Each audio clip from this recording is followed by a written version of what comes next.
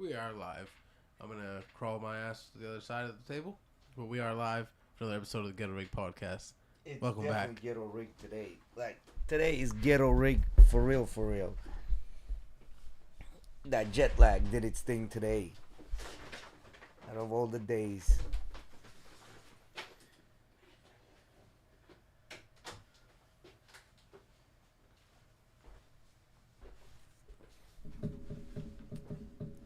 Welcome back, folks. Episode 251. Um, just came back from a long vacation. I don't even know what's going on the things. I'm just gonna put the monitoring on my phone just in case. Yeah, I think it should be all Check. good. I didn't really mess with much. Just had to move the camera around a little bit. We are lack of a producer right now. Blame to jet lag. Yeah, I think it's I can hear it. pretty safe to say. But yeah, episode 251. My name is Eddie. To my left, we have my co-host Jay. And it's been about a month About a month since we have done the GhettoRig podcast. And that was because we were out and about on the other side of the pond, as the title says, visiting a few different countries. We'll go into that in a second, but yeah, we just got back on Saturday, and I still feel like shit. Yeah, jet lag is a thing. I've been fighting it. Not taking any naps or anything like that, and staying up till 12. I've been fighting it, but then I will set my alarm and I will wake up like 6, 7 in the morning, which is unusual usually. I'm going to bed around 11:30, 11ish, and I'm waking up at 4, at 5, at 6, and then sometimes at 7, just depending. You know what's been helping me? Because I'll wake up at around 4 o'clock. I'll go to the bathroom, pee, and then go back to sleep again. And that puts me to sleep for another hour or two. Yeah, I've had that happen to me once during the couple nights, but it hasn't been super bad. No. I will say yesterday, I'm still recovering from a little bit of a sickness that I had in the last couple of days while we were there. But yesterday we had a softball game for the guys from work. And man, I was like on the way to the softball game. I was really like, I might turn around right now, because I was like super tired. I was like feeling sore from the sickness and like all the walking we did and everything. And that was right at the time when we would go to sleep. Yeah. Over there. You know Yeah, it was 7:30 was when I was driving out there. Puts it as 12:30. That's when we would go to sleep there. 1:30 actually. Yeah, 1:30. 1:30. Yeah. 6 hours. Yeah. Yeah. So. And yeah, so it was dreadful. But went out there, played a game. We lost, but it's all right. The team we were playing, that they knew what they were doing, so which we most of us don't know what we're doing. You were like the dodgeball team in the beginning, like in that movie Dodgeball. We've done worse. I'll put it that way. We've definitely done worse. We've had a game end a lot quicker than that game did. You know, they have like the whole mercy rule thing. Yeah. But it wasn't that bad. It wasn't that bad. So tell me, Eddie, what was the most like? I'm sure we talked about a lot of the stuff while we were on a trip, during the trip, after the trip. What was the most like shocking thing that you discovered over there? Like the one thing that you were like, I wasn't expecting this at all. Like, or my perception of this was completely different. I thought the food was going to be a lot better. Yeah. I thought the food was going to be a lot better. You know, I didn't necessarily expect the people to be nice, but I didn't think they were like that ill-mannered, I guess you could say. And I don't know if it's mostly just the tourists, but I feel like it was both. Yeah. Like the locals and the tourists. Maybe it was in the areas that we were in. Maybe that's why. You know what I noticed was, especially in Spain, I noticed this a lot. When you were there, like in France and Lithuania, well, Lithuania there was no issue for me, it's per se, but in France and Italy, when I spoke English, they kind of didn't really speak English that well. Mm-hmm. So they would try to speak English to you, and they would not get frustrated because they're trying, and you speak English better than them. So they were like trying to match your level, trying to match the energy. It was hard because some of them were trying to speak English and it was hard to understand them. Yeah, very hard. They were speaking gibberish, really. Yeah. But then when we were in Spain, when I was trying to speak Spanish, a lot of these fucking people, they're like service people, like in the stores, they would get frustrated with me. It's almost like, why the fuck are you even talking to me, or why are you even here? Type of that's the vibe I would get. They would get snippy, like. I don't think it was because you were speaking Spanish. I think it's just because you're not a local. Maybe that. I was getting the same treatment. I mean, yeah. I was getting the same treatment. I mean, I don't know. I think maybe it's not because they're not locals. I think one thing I notice is because they don't really work for tips there, all the waiters and stuff, they don't really give a fuck. Yeah, they don't. They don't. Like the service, that was the one of the things that annoyed me the most. And not that we were an easy group to deal with, 14 people coming in, it's not easy, but still, like the service was And then below the average service for was sure. fucking weird because like here they just bring your food very quickly, like boom, boom, boom, boom, in and out, go, right? Over there it was just like they're fucking taking their time. They're like, we'll come in, especially like the kid is crying, kid is hungry. Like we'd be like, yo, this is for the kid. Can you get this out as soon as possible? Shit would still take fucking time, and then we'll be missing food here, missing food there. They wouldn't know whose food is what. Never knew. They never knew whose food was what. That was Yeah. something that mostly bothered me. I mean, it was both of us to blame, both of our parties to blame, in the sense where like a lot of times people were coming over with food And we're not paying attention. and we're not really. paying attention, and so like someone they would be like, oh, well, whose is this? Damn, did I lock it on accident? Hold Jesus Christ! I'm gonna go unlock our producer is late. Tardy. Back on a tardy. This is what he gets. Back on a tardy train. He over. Back on a tardy train. Don't even worry about setting that stuff up. I already have main cam. It looked like We're a damn live right bear now. just woke up from a slumber. Mm-hmm. Miguel's just gonna go sit down in his corner and fall asleep there while we keep talking. Yeah. Yeah. What's going on there, Rick and Ralph? You good? I was just telling Jay before we started, Mickey, that the jet lag is real. Like I am so tired right now, and I was so tired around this time yesterday. Usually it's the opposite. Usually jet lag hits you harder when you go there. I don't know why, but And this time it's hitting me harder coming back. yeah. For sure, I think. But I think what happened when we got there, my uncle basically like kept us up for 30 hours, didn't let us sleep till really really late night there, and got us super drunk the first day, remember? Mm-hmm. And then when we went to sleep, it almost like automatically we like skipped ahead like a couple hours. And we were right there to get. I can't explain to you why it was easier adjusting to the time there than here, but I'll tell you, it is You got definitely shit to do. That's why. maybe that's why. I Yeah. don't know. Like I'm at work. I'm not experiencing it so much, but it's like towards the end of the day, or like I usually get tired around 5 or 6 o'clock, and I'm still getting that. But then I usually like get a second burst of energy, and that rides me until the end of the night, and I'm pretty fine. I'm not this tired usually around this time, regardless if I take a nap or not. Mm-hmm. It's weird. What for you, Miggy? So what happened What? I set an alarm for an hour. That shit wasn't on vibrate. It wasn't actually going. Alarming you? It was more of like a tickle. Tickle. And that explains why our calls weren't waking you up. So let me Yeah. ask you this, Miggy. I just asked him oh shit, you still rocking that European vape? So let me ask you this. I just asked Eddie, what was like the one thing about Europe that you were like, I wasn't expecting this, or like, well, this was definitely like completely different than what I imagined it to be. I thought Spain. I was telling my mom that I thought Spain was a lot more like a countryside type of place instead of like a city per se. And I was not expecting that like New York style of like city. Like it's clean. Well, it's obviously New York's not clean, but it's a clean, big, very modern city. Mm-hmm. And we Madrid- were in the second biggest city. We're not even Barcelona, which is considered like the big city, Yeah. the capital. In Madrid, I'd go on the limb to saying the area of Madrid that we were at is, I think it's cleaner than most of New York City that I've seen. Yeah. It's Um, very clean. They would come in every night. I don't know if you noticed. Yeah. They would come in every night with trucks and like spray the streets and stuff. They did that in Lithuania as well, but the where they didn't do it was in France and Italy. No. They didn't do any of that, and They have a lot of good stuff and a lot of bad stuff in Europe. Like, go ahead. like their toilets is shit. Yeah, the Yeah. toilets suck. The toilets suck. Yeah, some of them were too high, some of them too square. Like there's no unified form of a fucking toilet. It there. felt so Like, nice to fucking sit on my toilet, man. It's like you're sitting on a throne.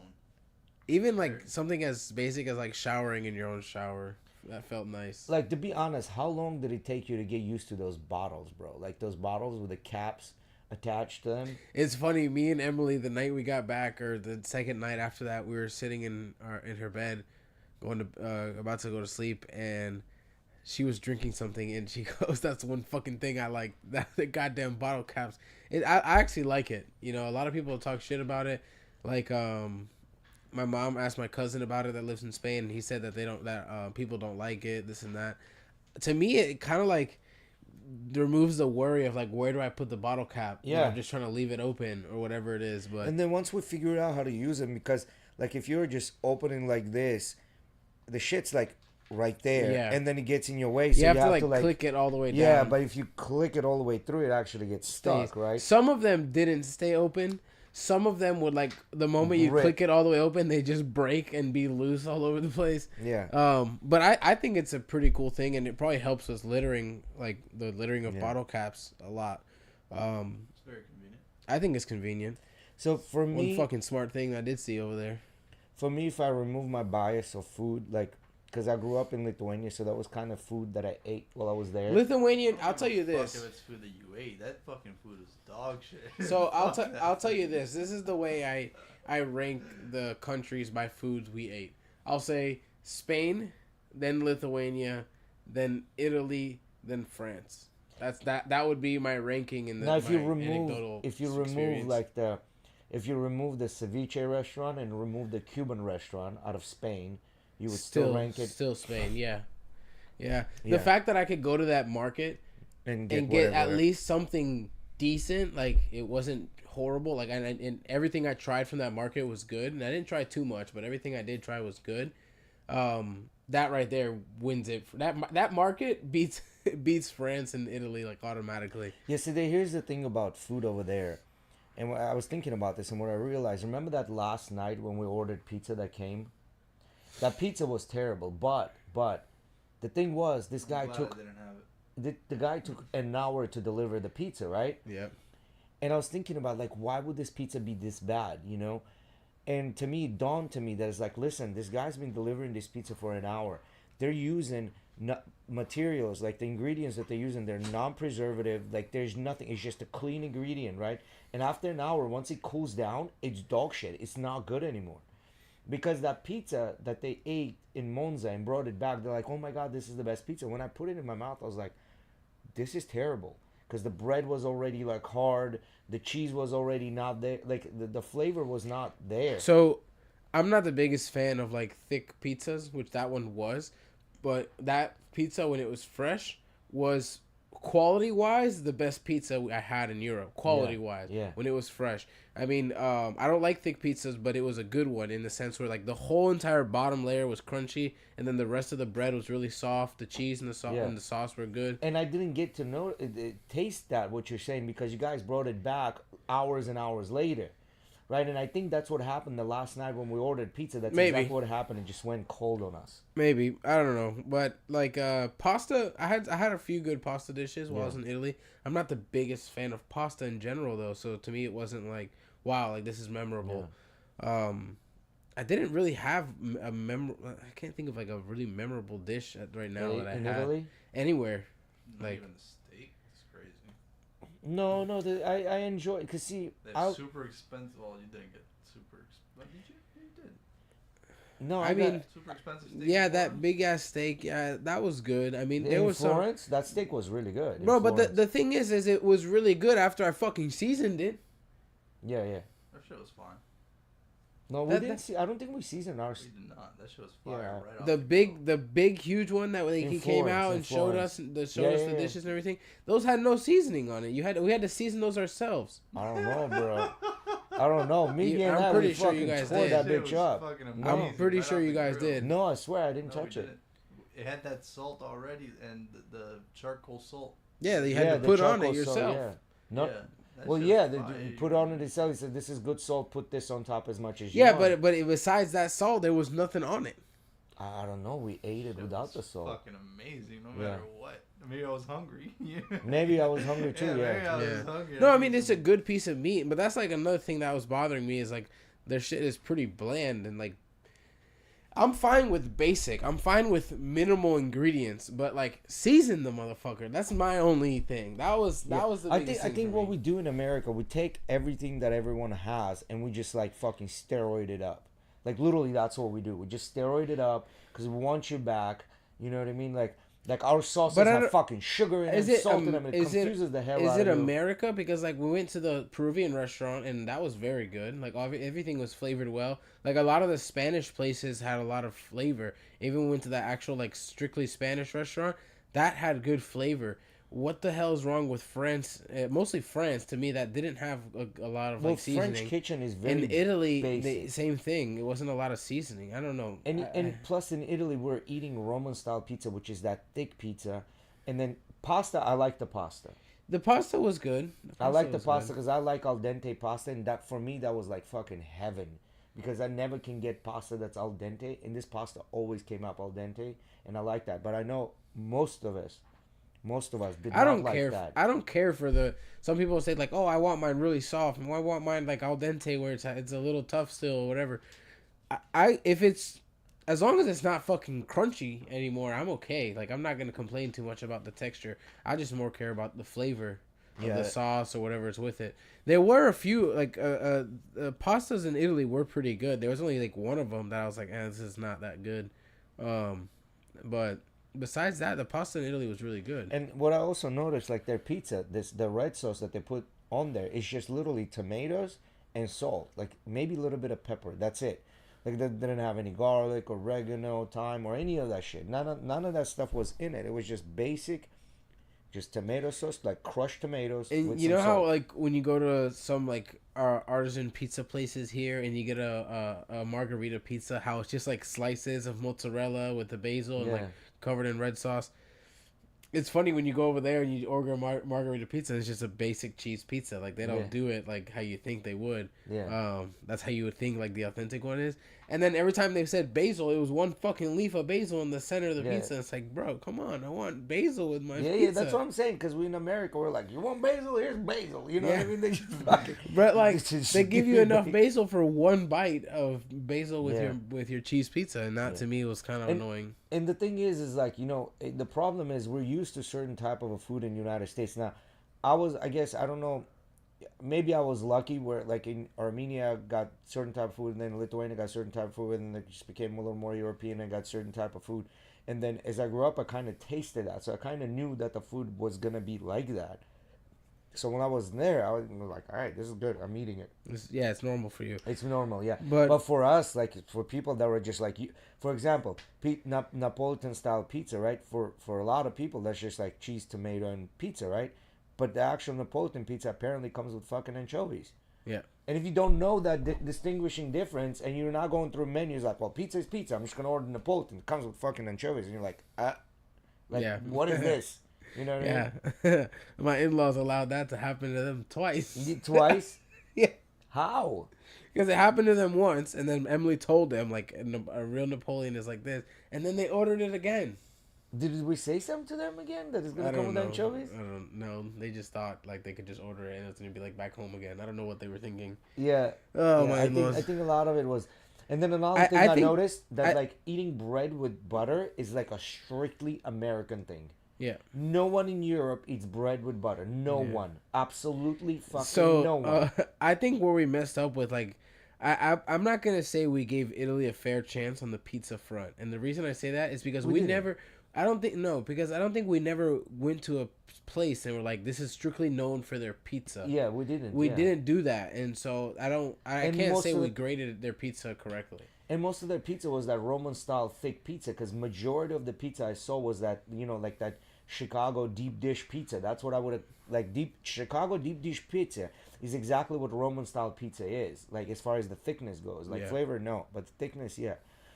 And another thing is, like, we're here used to eating our pizza with what's that sausage called that they put on top? Pepperoni. Pepperoni. But pepperoni is a strictly an American thing. It is not an Italian thing. It was invented in the United States. You to would put that see shit- it. You would see it sometimes. Yeah. But it wasn't called pepperoni. It was spicy salami. Yeah, yeah, yeah. So, like a lot of that pizza, that like a lot of the ideas we had about the food were not right.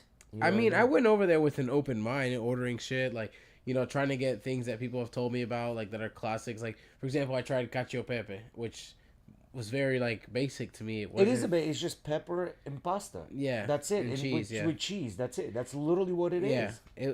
It was okay. It wasn't bad. I was able to eat the whole dish, but man, I've had some pastas that blow. You know my what that mind. reminded me of? The cacio and pepe, a children's version of spaghetti when you go to an Italian restaurant. Yeah, that's so kind they of just what put like that, little bit of butter, some cheese on That's what top. it Here you felt go. like. That's And what these it guys felt like. add a little bit of pepper on top of it. That's it. That's what it felt like. But the one the with guanciale, what's the other one that we would get all the time with the cheek? Carbonara. Carbonara. That was Carbonara good. to me Oh, was it good. great. I had it once at the one place with the old theater or whatever the fuck underneath, and I didn't like it.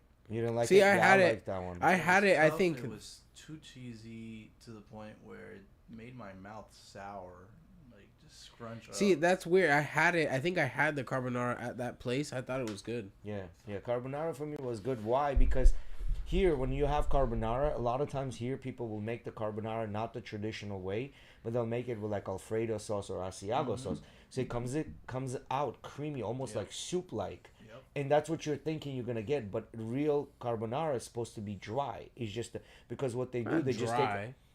Well, That shit was dry. it's not. Because I had it at a couple places. It was never dry. Correct. When I say dry, I don't mean it like it's floating in sauce. Like Yeah. there's not a lot of sauce, right? Like the way the original carbonara is made, they'll cook the cheek, which is called guanciale, which is basically like a cured cheek of the pork, right? Like, and then they cure it, the oil comes out, then they throw an egg in it, and then throw Parmesan cheese, and then mix it, and that becomes the sauce. And Yep. they just dip the pasta in it, and whatever it coats. Like it just there's not a lot of it in there, so whatever, it's not. But the egg creates like a creamy consistency. It does, That it does. coats the But it's thing a not lot. that, like, here's a fucking spoonful of Asiago sauce, or here's a spoonful of fucking Alfredo sauce, where it's more like what you would think like chicken Alfredo style, you know what I mean, Yeah. that we have here. Well, basically what I'm trying to say, Americans take the food, they bastardize it, but they make it good. It's almost like, like if you take the Europeans, there've been too many kissing cousins out there when it comes to food. So at this point, the food is coming out little, you know what I mean? In America, we take the food and like, all right, well, we're going to take your food and going to take this person's food, combine it together. Now there's like no blood mixing anymore, you know what I mean? And now you get like food that's unique, you know what I mean, and completely different. But as I said before, like I know a lot of times like people will rate Peru as number one food destination in the world, blah blah blah. But if you ask me, I say United States is the number one food destination because we don't have typical like American food per se, right? Like you probably can count typical American food on your one hand. What would be considered typical American food? That was like literally just Can't think of American anything except for like barbecue. Yeah, like barbecue, and like all the collard greens, all that I stuff. just think of really fast food, like Burger King, McDonald's. But I'm trying to Taco think Bell. of like actual like solid dishes, and the only one I can really think of is barbecue. Yeah, but he's got a point because like all that fast food came from United States. All the Yeah. McDonald's, Burger Kings, Taco Bells, they all came from United States. But like the solid dishes would be the only thing I think of it again is barbecue. But everything else we have is all like a bastardization, a mix. Bastardization not in a bad way, like in a good way, right? Like it's a mix of like a lot of times you'll go to like taco places, right? And then they'll have like a taco that's like Korean barbecue taco. You know what I mean? It's like a Mexican with a Korean twist on top of it. You know what I mean? So that makes it. But In that, Spain, they had that. Like I went to this place, they had bao buns. Yeah, bao which, buns. are Yeah. Asian, and they had them with Iberico ham. yeah. Bro, they use Iberico ham for everything there. Like every single dish you think of, they've made it with Iberico Yeah, ham. and we're waking up and eating an Iberico ham sandwich in the morning. Yeah. And over here, like they put mayo on a sandwich, maybe some ketchup, whatever. Over there was just like tomato water. Yeah. Like tomato water was the base. I will say one of the like best sandwiches I've ever had was in Italy. That place we went to, it was prosciutto. Oh yeah. That place, yeah, mozzarella, right next to the pesto. next to that but not basilica, but the church, next to the church. It was next Yeah. to the shore by the mall, by the Yeah, mall, yeah. the Milan Mall. Yeah, that it was in Milan. I think that was in Milan. I thought that was in Rome. It was in Milan. It was in Milan. That sandwich was fucking good. The pesto was really good. Yeah. The cheese was really good. The only thing is, man, like their prosciutto and that Iberico ham, it has such a strong flavor. It's kind of hard to eat it as like a base protein for an entire meal. Yeah, you You can. know what Yeah, I you mean? can. Like I like those hams. I love Serrano ham and prosciutto and Iberico ham and all that. But it's like as a snack. You know what I mean? Yeah. Like something just to kind of snack on That's why little they by put little. such a thin layer of it. But Because like, bro, that sandwich was fucking packed. yeah, yeah. But like even you notice like the Iberico ham sandwiches just had a thin layer of Iberico ham because the minute you stack two layers on top, now you can bite through it. Yeah. Because the meat is just tough, you know. So Yeah. thin layer. My brother's like, man, they're not putting enough Iberico ham in this. I was like, bro, if they put enough Iberico ham, you're just not gonna be able to chew through it. Yeah. You're just not. It is what it is. It is good though. But That I did Iberico have a ham was good. croissant in that sandwich shop with like actual regular ham and cheese. That one was really, really good. Like Yeah. that one was really good. I think I had that one too. It was good. Yeah. And then gelato, you know, like we're looking for the best gelato in Italy. Like these are the best gelatos because they keep them in this kind of thing. Bro, in reality, we haven't had good gelato ever anywhere. So any of those shops, their ice cream was good. I mean, Best gelato they. was in Florence, hands down. Florence had the best gelato. They're known for gelato, but they did have the best gelato. Yes, I I don't agree. think I remember. We did. trying it in On the way Florence. back to the train, we stopped, remember, at the gelato shop and we bought I don't gelato. remember. I even got two of them because I liked it so much. I got two flavors. I will forever remember. There was a Florentine place when we were in Madrid. There was an ice cream shop that right when you walked out of our hotel, if you went turn left, and then when you got to that first intersection, you turned to the right. On the right hand side, right away, basically, there was a Yeah, gelato shop. that one was good too. It was horrible. You didn't like it? That one was good for Bro, it me. was horrible. Me and Emily both got ice cream, and it was like chalky, like literally like pieces of chalk. Which flavor inside. did you get? We both got different flavors, and we tried. So this is what happened. We walked up and we asked like, can I try this one? Can I try this one? And we're like, we both didn't say anything to each other because we just thought we didn't like it, and so we both got different flavors, and they both ended up being the same thing. I took 2 bites of that shit and threw it away. I don't know, man. Because I got the ice cream over there and fuck, I ate You it must all be talking up. about a different place. No. It's that little open space ice cream shop. It was just like a huge backyard that was No, open space. No, that wasn't it. Like when you walk No, it out was the like hotel. a small little hut, like a small little booth in the big buildings. Oh no. The one I'm talking about. The minute you walked out of the main entrance of the hotel, you took a left, and it's on the same side. You had to like kind of walk the You street. take a left and then you make a right on the street when you get to Oh the no, first yeah, intersection. It's yeah. on your We're not. right-hand Yeah, side. yeah. That's not the That one. place was horrible, bro. Yeah. We didn't go to that one. We went. And I to the felt one so on the bad. left. It's funny because right as I was like, I threw out the ice cream and then I noticed they had Red Bull, and so I went back up. And as I was waiting, there was like a couple in front of me getting the same ice cream that I had just gotten. I was like, oh fuck, you guys are screwed. Yeah. And then they walked away eating it. I didn't see them make any faces or anything, but it was horrible. Yeah, no. But then we went. Miggy, were you with us that day when we went to that pizza shop? You were with us, right? I was at the first pizza shop in Italy. Milan. When we all went, We it went was. downtown. They went to the races. We had the first stop. We found the Cuban lady as a server. No, We had not that one. 3 or 4 pizzas. We couldn't eat it. Try and find a bum to give it to. Couldn't Yeah. find a bum. Yeah, because we had just got a lot of food. No, not that one. I'm talking about when we came back to the hotel and then when we went out to pizza with No. probably Rodolfo and Bailey and No. Normita and Alain. No, I wasn't there. You weren't there at that time. Dude, that race was quite quite a day. Quite a day y'all. for us. Yeah, you. So I mean, $500 to get back. the race was fun, but like the getting out of the race, it was just qualifying that day too. It wasn't even the actual My race. ride was $100 that day. My ride was $100. Ours was 400 for the 8 of us to get back to the hotel. It was definitely a rough day. I remember coming back and not knowing where my wallet was, and I was freaking the fuck out. I thought my shit was left at the park. We And then you walked found for it. we walked for 3.5 to almost 4 hours, somewhere in that range. We walked, leaving, not counting like the amount we walked to get in there and while we were hanging out and walking around like looking at shit. Just leaving the park, we walked for a solid 3.5 to almost 4 hours. I know y'all guys had fun, but for us, like, we were there, they had, like, car shows. They had a bunch of cars there, like, stores and all that stuff. We went and looking around and stuff. We definitely, like, covered a lot of ground there. It was Yeah, so I mean, much it was super fun for, like, us to have that experience. But, man, was it hectic. you know, and I don't know if it's just because it was Monza, you know, it being Italy, and you know how Italian fans are with racing and Ferrari and all that, but I don't know. I'm curious to like know what it would be like to go to another event, maybe like something like Austin or something. Vancouver, like, Canada, that might be like, cheaper yeah, actually. like cheaper, like Montreal. I think it's Montreal, yeah, not Vancouver, sorry, Um, Montreal. like going to one of those and maybe seeing And what that's it's in like. summer. That's in June. But man, that shit was crazy. The attendance for the weekend was 369,000 people. Yeah. Well, I've been there by accident, and it's the city is definitely Montreal is definitely like different. And in Montreal, bro, I did a food tour by Anthony Bourdain's food tour. You go with me. I know exactly where to go to get like the best bagels, to get the best this, to get the best that, and like their bagels, they cook them in a wood oven. So the bagels have like almost like a little smoky flavor to them, but those bagels are delicious. Like in Montreal, like all the food I had in Montreal, even though they're like French, but they're like adapted that to Canadian cuisine, which is very close to American cuisine. So it's actually pretty good. And like the desserts, bro, like crazy, crazy.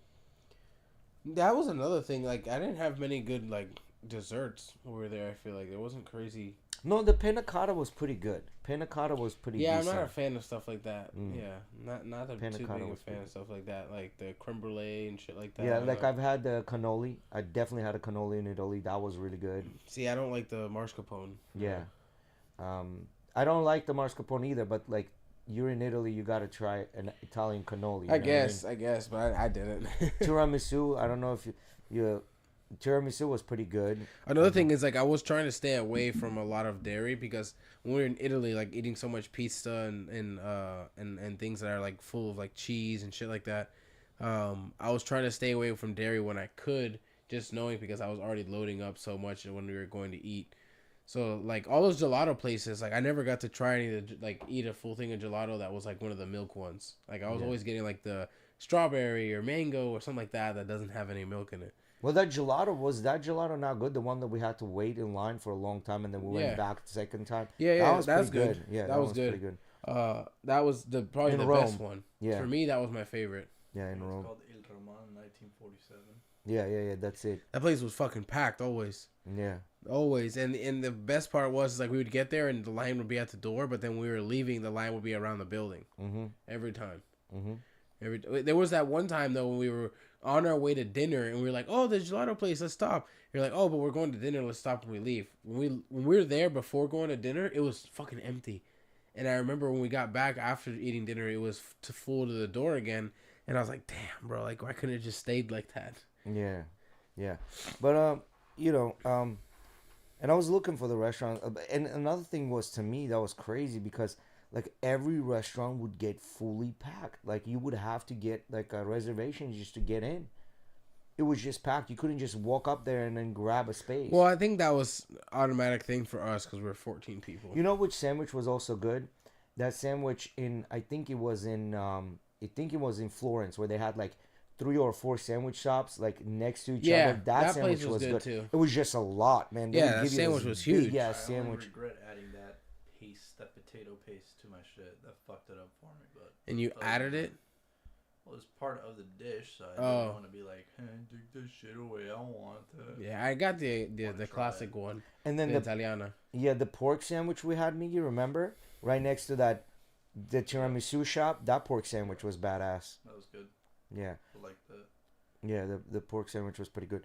But again, as I said, I mean, it's not that the food is much better because here in America we're pretty spoiled. We get best of the best, right? And everybody's kind of have to compete to give you best of the best because not only they're working for tips, plus being in Florida where it's like restaurant upon restaurant upon restaurant, and from like big chains to small chains to like locally owned, they're all trying to give you like the best possible food. And what they're doing, they're messing with your tongue where they're engaging your entire tongue, like the front, back, sides, by giving you salty, spicy, sweet, all at once, like in a savory, all at once. For And you then to, science experience. yeah, like over there, it wasn't like that. It's like if you're eating salty, that's all you're tasting is salty. If you're eating sweet, that's all you're tasting sweet. Where here is just like a combination of all of it. I thought it was funny. I was at a Seiko booth in one of the big malls in Rome, I think it was, that we were at. And I'm looking at the watches. In Rome, did we go to the mall in Rome? I don't think we did Rome. We did France. Or maybe Milan. I don't remember. It was one of these big ass malls. And the whole bottom floor was full of perfumes. Yeah, and, that was Milan. Watches. Oh man, I don't remember. I don't remember where it was. That was France. Did they have a beautiful? Maybe. Yeah, that was France. But I remember. Yeah, it was definitely France. Now that I remember because of the conversation I had with the guy. He asked us where we were from, and he's like, "Oh, we're from Florida." He's like, "Oh man, I wish I lived in Florida. Like Florida's so much nicer than here." And then he even goes on to saying, without me saying anything, he goes on to saying, he said, the people too." And I remember just looking at him and smiling and like shaking my head side to side. And I said to him, I was like, "Oh man, yeah, your people, man. There's something else." And he goes, "Oh, trust me, I know."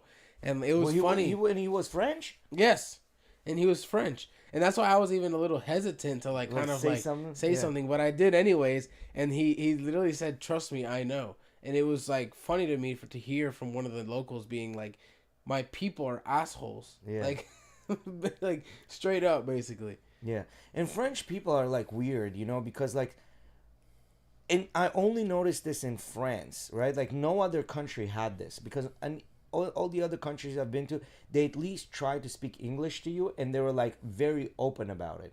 But in France, these motherfuckers were like, "Fuck you, learn my language." Yeah, it's like, what are you talking about? Like, there's only maybe like you and a couple other colonies that speak fucking French. No one else. Like there's a couple of countries in Africa, like part of Canada speaks French, and that's about it. Like, and Haiti. Yeah, Haiti speaks French. You know what I mean? They don't even speak French. Huh? And they don't even speak French. And they don't even speak French. Exactly. Like, yeah, Moroccans speak French. No, it's like Arabic mixed with French. You know what I mean? And they're like, "No, learn my language. Respond back to me my language." Well, you are in their country, but you're also a tourist. Like as a taxi driver, for example, like in fucking Paris, you're gonna be driving around tourists most of your day. Yeah. Like, at least maybe try 3 words. You know what I mean? Know to say hello and goodbye. Like, I don't know. I mean, to me, it didn't really bother me, like, the whole language thing. And that's never been a big bother to me, like, people with language this and language that. Like, I will say the only time I've ever heard, like, the argument, like, you know how in America we went through the whole thing of, like, people saying, like, "Oh, don't speak Spanish. You need to learn to speak English. Like, you shouldn't be speaking Spanish here. We're in America, speak English" thing. Like, that was, like, the only thing I've ever heard that kind of bothered me about languages and what people speak. Like, as a French person, do I think you need to learn some other language? No, you don't. Even as a taxi driver, I don't think they need to. No, but how rude they were about like you not knowing their language was definitely a little annoying. Yeah. Well, then again, you were in Paris, right? Like if you live in the outskirts of Paris or like some village in France or some smaller city, yeah, by all means, don't fucking bother speaking English or any other language. Just continue speaking your French, eat your cheese, drink your fucking wine. Nobody cares. But like in a big metropolitan city where you also work, you know what I mean? Wasn't it so weird how in Lithuania and in Paris, when we would order a 6-person like thing, it was always one of those like Mercedes Sprinter vans. Yeah. Always one of those Sprinter vans. And then the moment we got to Italy and Spain, if you ordered a 6-person, it was a fucking Prius Plus. Yeah, Prius Plus, bro. It's Prius Plus. I thought that was so weird. Like the difference in taxis as you move through the countries, the pricing completely different in all the different countries. I mean, I think Paris was probably the most expensive, and then Milan. Paris was definitely the most expensive. Paris definitely was most expensive, yeah. And then I said Lithuania, Milan. Spain was probably the cheapest, I think. I think Lithuania was the cheapest. You think so? Yeah, especially because of the distance that they were moving around. Oh, yeah, as far as taxi goes, but like as far as food and other stuff? No, not necessarily food and other stuff, but just taxis. Like Lithuania was probably the cheapest. Yeah. Lithuania was definitely the cheapest. Like the distance you were getting? We're paying like 7-8 euros to go from one side of the town to the other, basically. That would cost you like 40 euro in any of the other countries. Easily, yeah. And, they were not moving as much.